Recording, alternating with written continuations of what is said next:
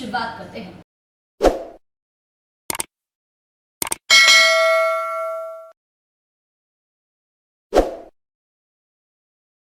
बांकुड़ा में एक बार फिर से डायरिया संक्रमितों की संख्या बढ़ती ही जा रही है।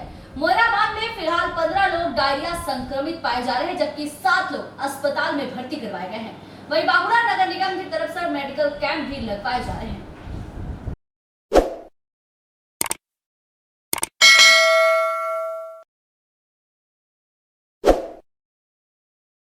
बांकुड़ा नगर निगम के 4 नंबर वार्ड अंतर्गत मोइराबाद इलाके के हाड़ीपाड़ा में दुर्गा पूजा के बाद से ही डायरिया संक्रमित लोगों की संख्या बढ़ती ही जा रही है।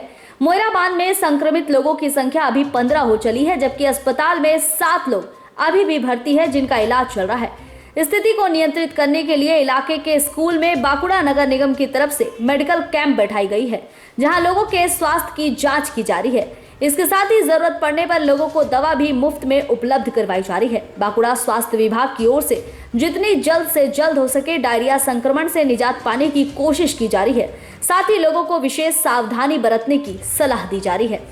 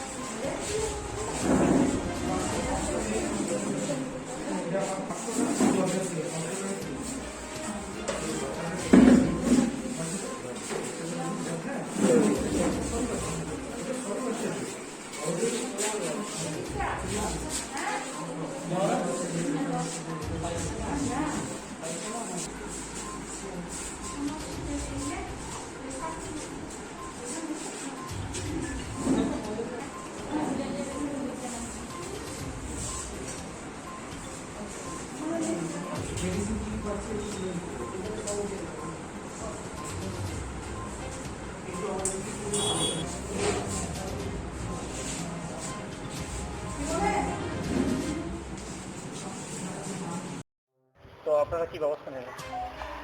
আমরা বাঁকুড়া পৌরসভার পক্ষ থেকে আমরা যখনই খবর পাই আমরা বাঁকুড়া পৌরসভার পক্ষ থেকে আমরা মেডিকেল টিম পাঠিয়েছিলাম এবং তার সঙ্গে আমাদের বাঁকুড়া পৌর প্রশাসক বোর্ডের ভাইস চেয়ারম্যান নিজেও তিনি এসেছিলেন এবং প্রত্যেকটা মানুষের বাড়িতে বাড়িতে উনি গিয়েছেন এবং মানুষের কাছে পৌঁছেছেন, মানুষের কথা শুনেছেন, মানুষের কি অসুবিধা সুবিধা আমাদের ভাইস চেয়ারম্যান খোঁজ খবর নিয়েছেন এবং আজকে আমরা মোটামুটি 15 জন আক্রান্ত হয়েছে, তার মধ্যে এখনো পর্যন্ত 7 জন হসপিটালে ভর্তি আছে। আর আমরা বাঁকুড়া পৌরসভার পক্ষ থেকে এবং আমি এসে এবং ভাইস চেয়ারম্যান আমার সাথেও আছে, আমাদের এই ওয়ার্ডের এলাকার সমস্ত দলের কর্মীরা রয়েছে। আমাদের এখানে একটা মেডিকেল টিম আমরা বাঁকুড়া পৌরসভার পক্ষ থেকে বসেছি। তো আমাদের যেটা মনে হচ্ছে যে এতজনের মানুষ একটা আক্রান্ত হয়েছে, অনেক মানুষের একটা ভয় ঢুকে গেছে, মানুষের মধ্যে একটা আতঙ্ক সৃষ্টি হয়েছে, এটা আমরা অনুভব করতে পারছি।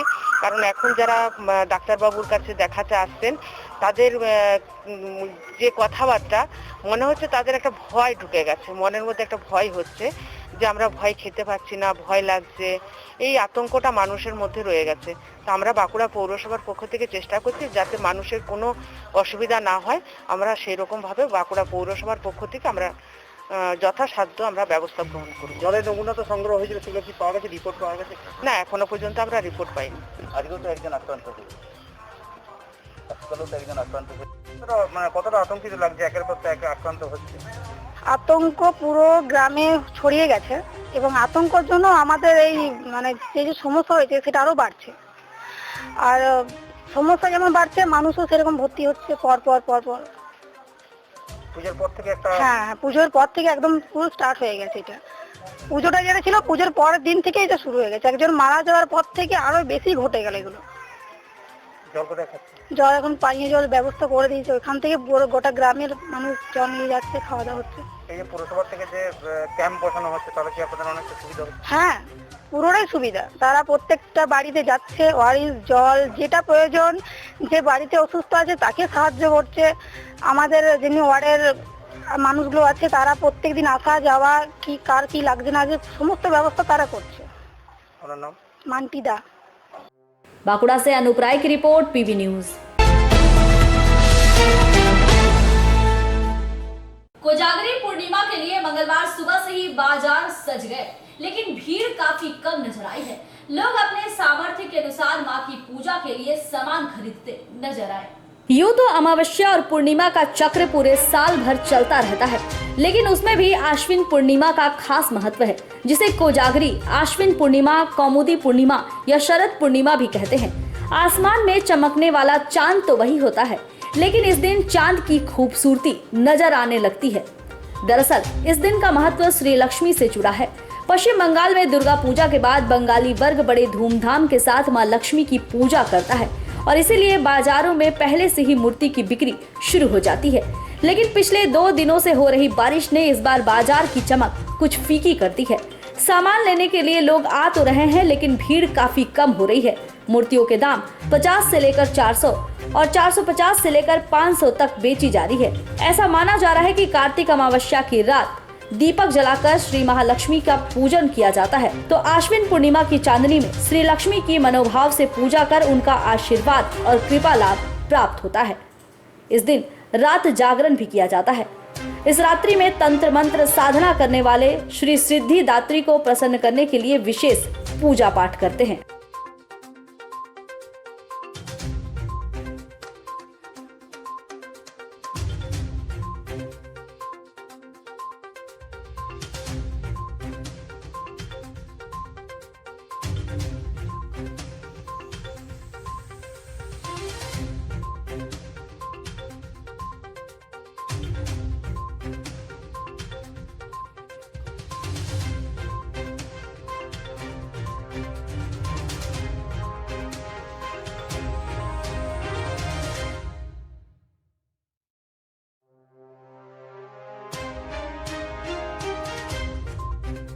এরকম হয় না রেসপন্স কিরকম? হ্যাঁ রেসপন্স কিন্তু হওয়া দরকার।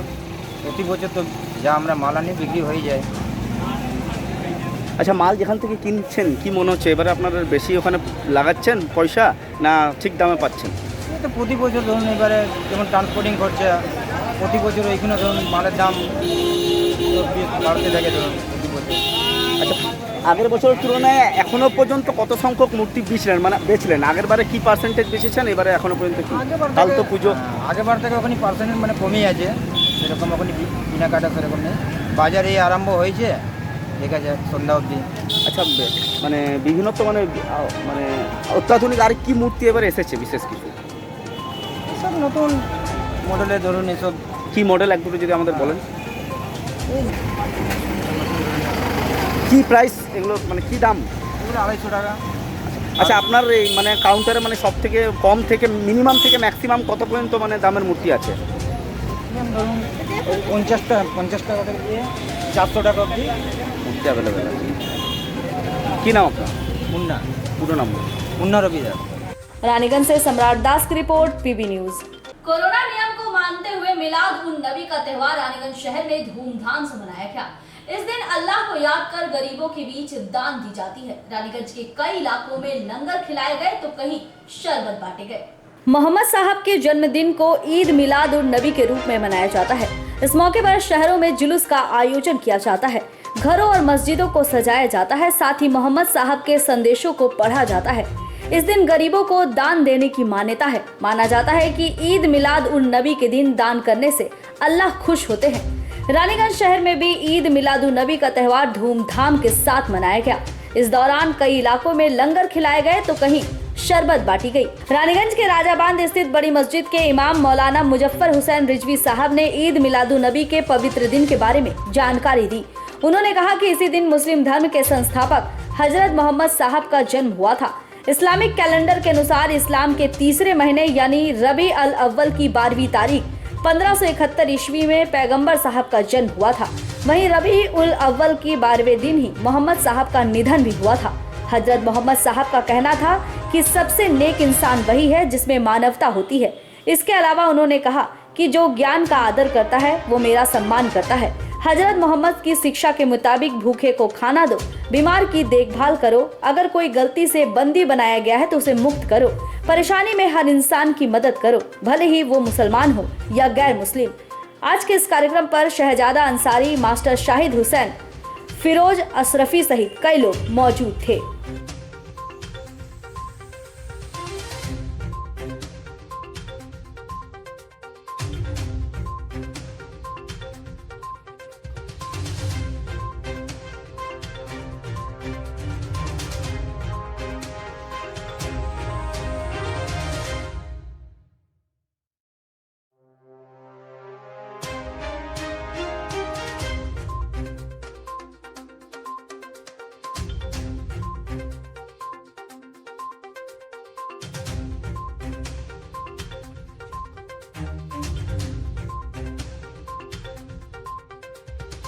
आज 12 रबीउल अव्वल के मौके से सब लोग तमाम देशवासी मिलजुल कर के ये 12 रबीउल अव्वल यानी हज़रत मोहम्मद सल्लल्लाहु अलैहि वसल्लम के पैदाइश के दिन है। इस दिन में लोग फातिहा नियाज़ कुरान खानी और गरीब गुरबा मस्कीन को खाना खिलाना यही सब काम किए हैं।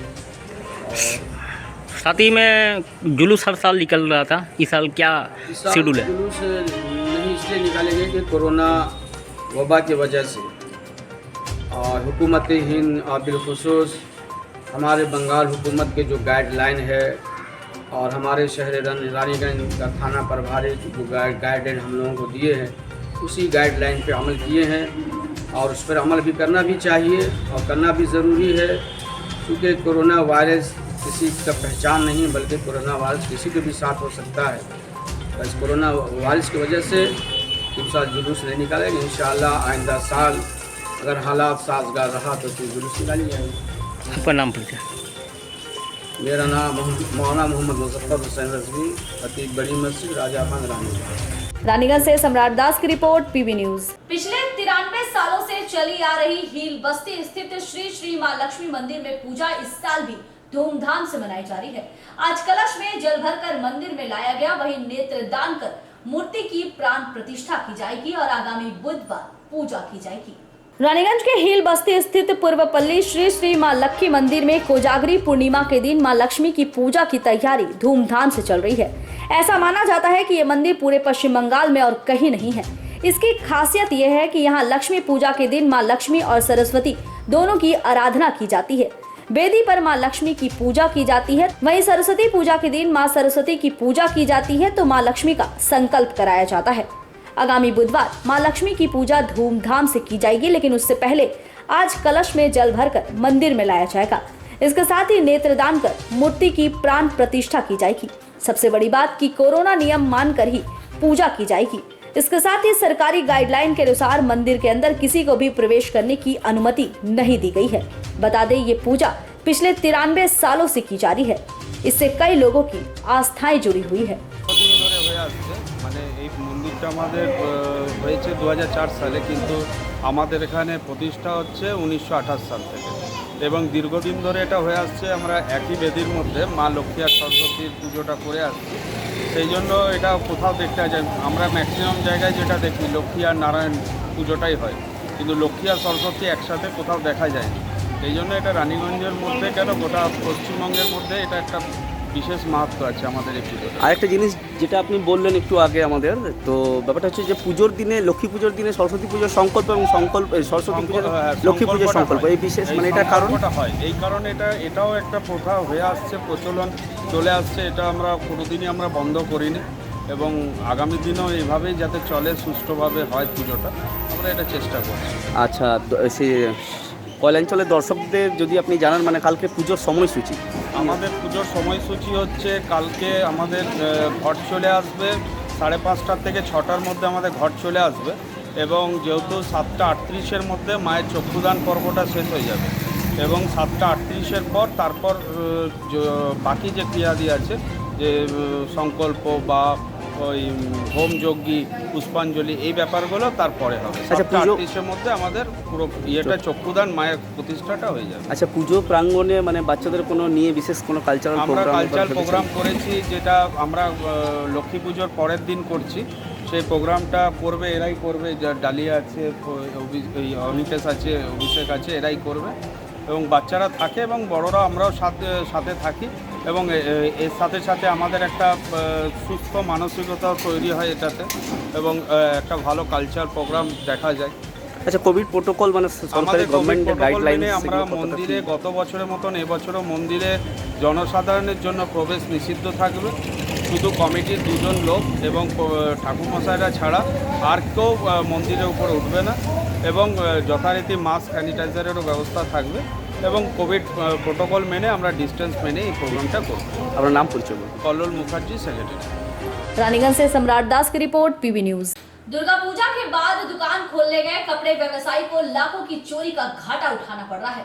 घटना दुर्गापुर के बेराचिट्टी बाजार में घटित हुई है। फिलहाल पुलिस मामले की जांच तो कर ही रही है, लेकिन व्यवसायियों में डर का माहौल भी देखा जा रहा है।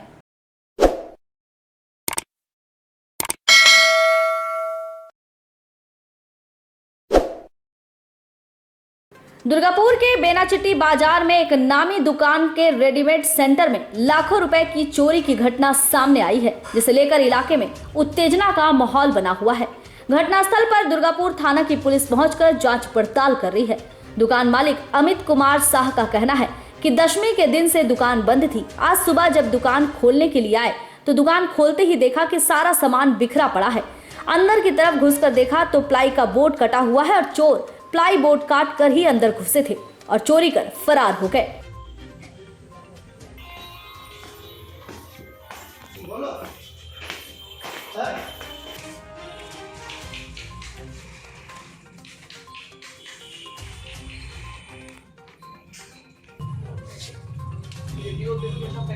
আর যে পাশে ব্যাগ নিয়ে যেতে পারিনি, এই যে ব্যাগ গাউন থাকে, এই যে গাউন, এই যে পাশ দিয়ে সব গাউন টাউন ছিল। দোতলা বেশি ভালো হবে। হ্যাঁ, দোতলা তো আপনাকে ভ্যালুয়েশন করব। দোতলা তো দেখি। আমাকে বললে হবে? দেখুন না, আমাকে বললে হবে? নিচের গুলো দেখি, সব দামি দামি কুর্তি। একটা বলে দিন কি হয়েছে? কেন বলবেন?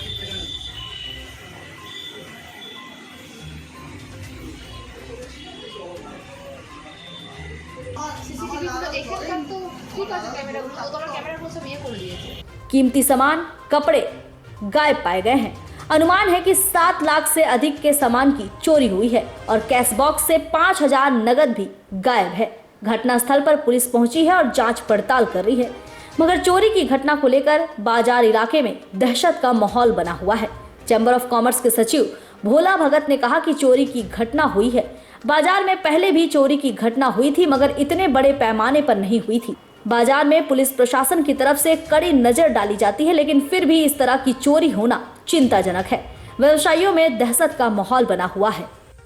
এসে কি দেখলেন? দেখুন, আমরা দশমীর দিন দুপুরবেলা 2-2:30 নাগাদ দোকান বন্ধ করে দিয়েছি। তারপরে ধরুন আজকে খুলেছি।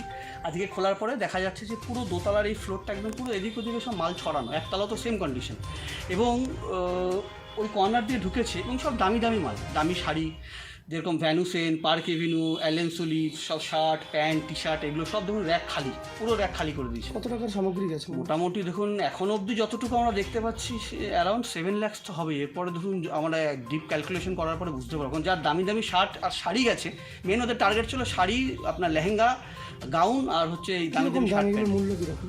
কোনোটা 7,000, কোনোটা 8,000, কোনোটা 5,000, কোনোটা 4,000, কোনোটা এক একটা শার্ট 2,000, 2,500 এরকম সামথিং করে দাম। প্যান্টও তাই।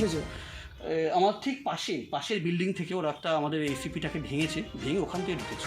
বলছি, যেভাবে ভেঙেছে দেখা যাচ্ছে, সেখানে দেখা যাচ্ছে যে আপনাদের কোনো পরিচিত স্টাফ বা এরকম কেউ হতে পারে যারা আগের থেকেই পরিকল্পনা করেছিল যে এখান থেকে ঢোকা যেতে পারে। কি মনে করছেন? একটা জিনিস যেটা বলতে হবে সেটা হচ্ছে কোনো জিনিস ভাঙেনি, কিন্তু সব জিনিস চাবি দিয়ে খুলেছে, এবং চাবি যেখানে থাকে তা আমরা ছাড়া বা এরা কেউ জানবে না, বা কেউ যদি পুরনো কেউ হয় তারা ছাড়া কেউ জানবে না। এবার সেখানে দাঁড়িয়ে দেখুন এখন কি করে বলবো, এখন তো আমি মানে যতক্ষণ যেটা অনুমান করছেন যে পরিচিতির মধ্যে এটা কেউ করেছে, তার সবই জানা ছিল ভিতরে বিষয়। না জানলে অফিসের চাবি পর্যন্ত তার জানা আছে।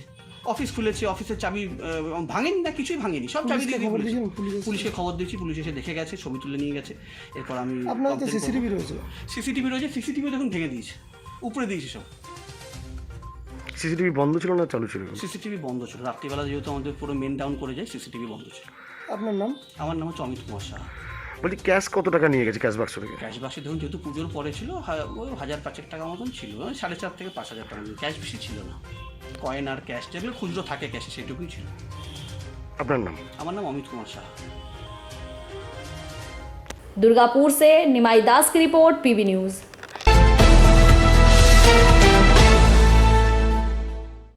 दुर्गापुर स्टील प्लांट गेट के सामने पिछले 58 महीने से बकाया वेतन भुगतान की मांग पर जमकर प्रदर्शन किया गया। INTTUC के बैनर तले किए जा रहे विरोध पर श्रमिकों ने कहा कि हमारी मांगे नहीं मानी गई तो फिर हम बड़ा आंदोलन करेंगे।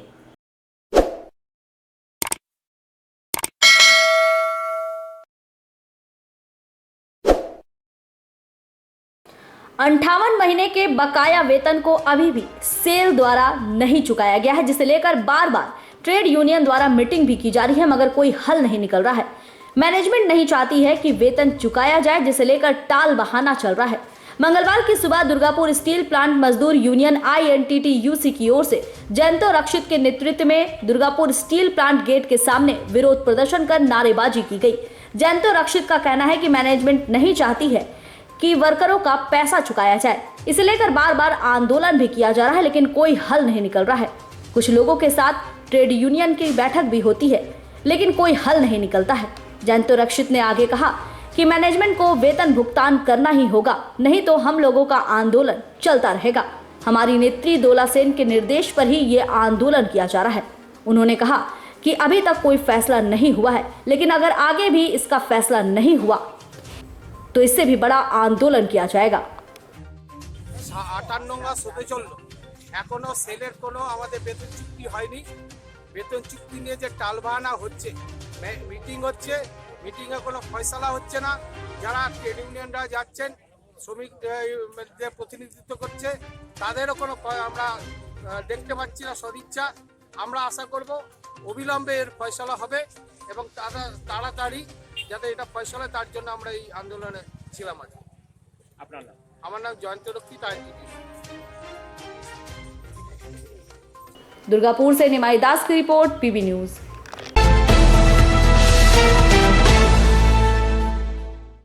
और यहाँ हम रुकेंगे एक छोटे से ब्रेक के लिए।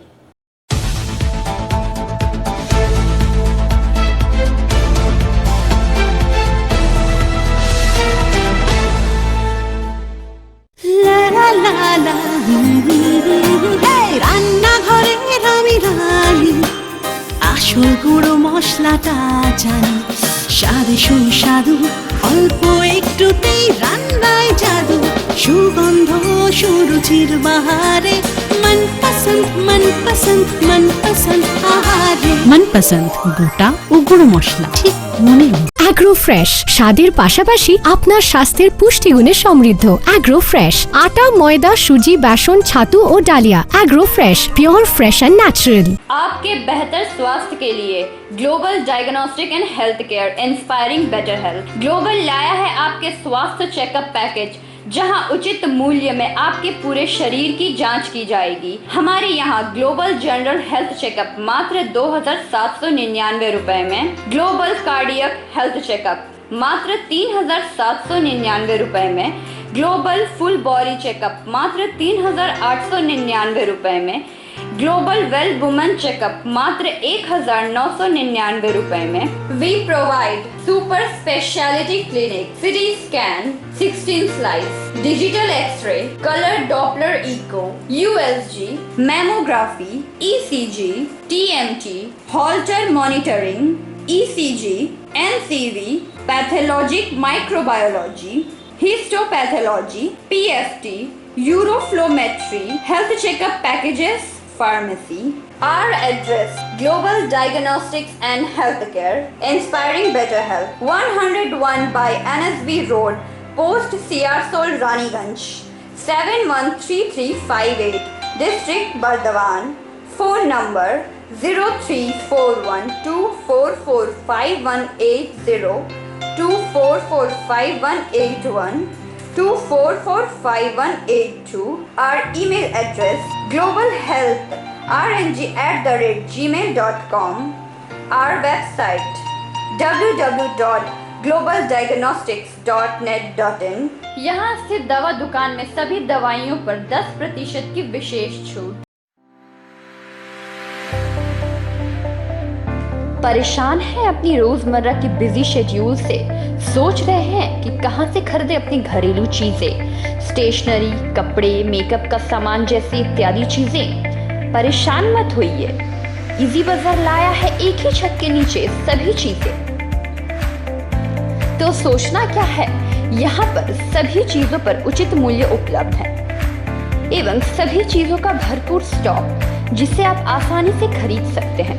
इतना ही नहीं, इजी बाजार में होम डिलीवरी की भी सुविधा उपलब्ध है। तो फिर देर किस बात की? हमारा पता है NSB road, opposite Anjana cinema hall. हमारा फोन नंबर है 9775766400।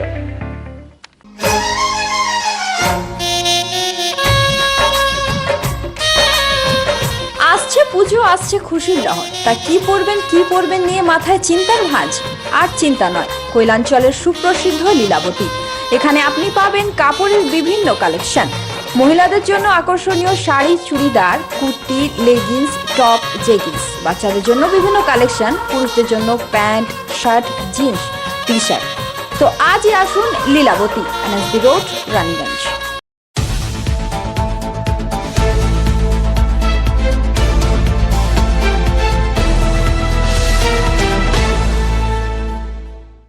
ब्रेक के बाद आप सभी दर्शकों का स्वागत है। मैं हूं प्रियंका और आप देख रहे हैं पीवी न्यूज।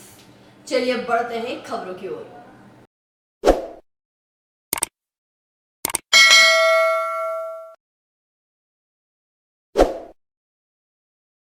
आसनसोल का विकास हम सभी की जिम्मेदारी है, इसमें कोई राजनीति नहीं होनी चाहिए। और भी कई बातें आसनसोल के पूर्व मेयर जितेंद्र तिवारी ने मंगलवार को अपने आवासीय कार्यालय में संवाददाता सम्मेलन के दौरान कही।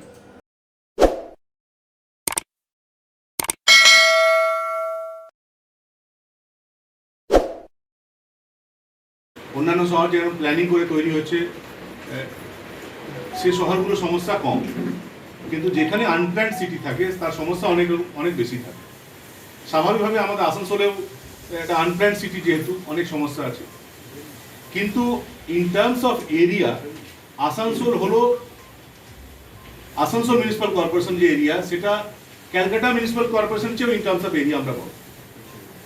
তার সঙ্গে জেলা পরিষদের যে অংশ আছে, অন্যান্য অংশকে যদি আপনি সংযুক্ত করেন তার খুব বড় শহর। রেভিনিউ জেনারেশনের ক্ষেত্রে এই শহরের একটা সুনাম আছে ওয়েস্ট বেঙ্গলে। মানে যে কয়েকটা শহর হাইয়েস্ট রেভিনিউ জেনারেট করে, আসানসোল তার মধ্যে অন্যতম। স্বাভাবিকভাবে এই রেভিনিউ তো আসানসোলের মানুষরাই দেয়। আসানসোলের মানুষ দেয়, কুলটির মানুষ দেয়, জামুরিয়ার মানুষ দেয়, পাণ্ডবেশ্বরের মানুষ দেয়, রানীগঞ্জের মানুষ দেয়, বারাবনের মানুষ দেয়, বার্নপুরের মানুষ দেয়। তো যারা এই রেভিনিউ দিচ্ছে, এই রেভিনিউ দেওয়ার পরিবর্তে তারা তো পরিষেবাটাও চাইবে। কিন্তু যেহেতু এই শহর আনপ্ল্যান্ড সিটি, সে পরিষেবা আমরা কিন্তু দিতে পারছি না। আমি কাউকে দোষারোপ করছি না। যদি একটা প্ল্যান্ড সিটি যদি আমরা তৈরি করতে পারি, তাহলে এই সমস্যাগুলো হবে না। এবং এটা মাথায় রেখেই 11/10 আমরা এই জেলার যিনি জেলা শাসক তাকে একটা চিঠি দিয়েছিলাম। সেখানে রিকোয়েস্ট করেছি আমরা যে আপনি আসানসোল কর্পোরেশন, পশ্চিম বর্ধমান জেলা পরিষদ, এডিডিএ, শিক্ষা দপ্তর, স্বাস্থ্য দপ্তর, PWD, electricity department, land department, ECL আছে, ইসকো আছে, সবাইকে নিয়ে, সামগ্রিকভাবে সবাইকে নিয়ে আসানসোলে কি কি প্রয়োজন আছে তার একটা মাস্টার প্ল্যান তৈরি করে সরকারের কাছে অ্যাপ্রুভালের জন্য পাঠান। আসানসোলকে যদি বাঁচতে হয়, তাহলে আগামী দিনে আসানসোলের জন্য একটা মাস্টার প্ল্যানের প্রয়োজন আছে। ডিএম সাহেবের কাছে কোনো উত্তর না পাওয়ার পর এখান থেকে যারা জনপ্রতিনিধি হয়েছে, যে দলেই হোক না কেন, সাংসদ থেকে নিয়ে, মন্ত্রী থেকে নিয়ে, বিধায়ক অব্দি যারা আছেন, সবাইকে আমরা 19 তারিখ, পরবর্তী ক্ষেত্রে 16 তারিখ তাদেরকে আবার আমরা চিঠি দিয়ে রিকোয়েস্ট করেছি যে প্লিজ আপনারা জনপ্রতিনিধি, আসানসোলের মানুষ আপনাদেরকে নির্বাচিত করেছে, এই শহরের প্রতি আপনারা অলরেডি করছেন, কিন্তু আরও কিছু দায়িত্ব আছে। এবং এই আসানসোল শহর বাঁচলেই আমরা সবাই বাঁচব। এই শহরটাই যদি না থাকে, তাহলে কাকে নিয়ে রাজনীতি? সব রাজনীতি তো এই অঞ্চলের মানুষকে নিয়ে। এই অঞ্চলের মানুষের জীবন যদি বিপন্ন হয়, তাহলে কাকে নিয়ে রাজনীতি করব? রাজনীতি করার আরও অনেক সময় আসবে। কিন্তু আমরা সবাই মিলে রিকোয়েস্ট করছি আমাদের এই জনপ্রতিনিধিদেরকে, যারা জিতেছেন ভোটে, যে প্লিজ আপনারা এটা নিয়ে অগ্রণী ভূমিকা পালন করুন। সমস্ত ডিপার্টমেন্টকে নিয়ে একটা master plan, comprehensive master plan, যেখানে আসানসোলে সব কিছু থাকবে, সব চিন্তা ভাবনা থাকবে, সেটা তৈরি করুন এবং রাজ্য সরকারকে দিয়ে সেটা অ্যাপ্রুভ করান। সেখানে যদি কেন্দ্রীয় সরকারের কোনো ভূমিকা থাকে, অনেকে হয়তো বলবে যে কেন্দ্র সরকার করছে না, কেন্দ্রীয় সরকারের যদি কোনো ভূমিকা। आसनसोल से संतोष मंडल की रिपोर्ट, पीवी न्यूज।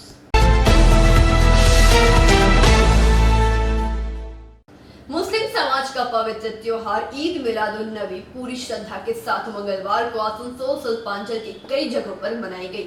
इसी क्रम में ईद मिलादुन नबी के पवित्र मौके पर आसनसोल बस स्टैंड के समीप ह्यूमैनिज्म नामक एक स्वयंसेवी संस्था की तरफ से कार्यक्रम का आयोजन किया गया।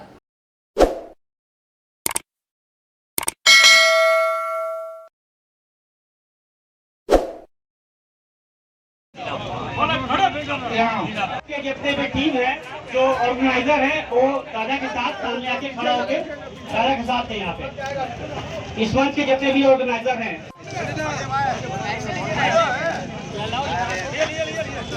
इधर आइए।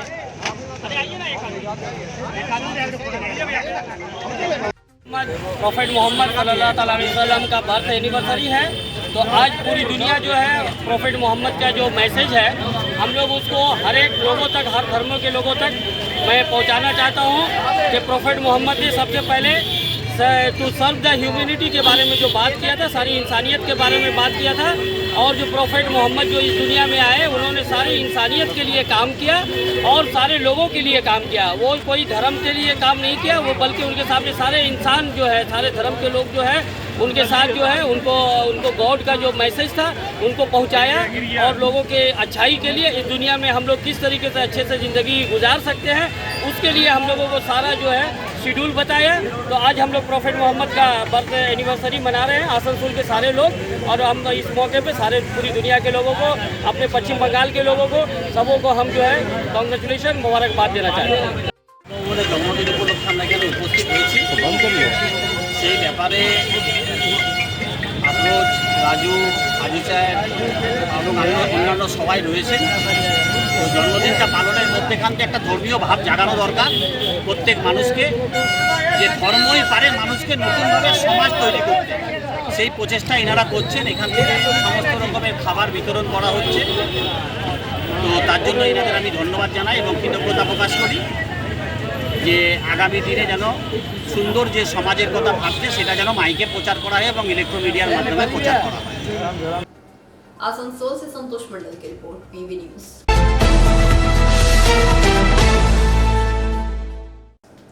आज की खबरों में फिलहाल इतना ही। देखते रहिए पीवी न्यूज। नमस्कार।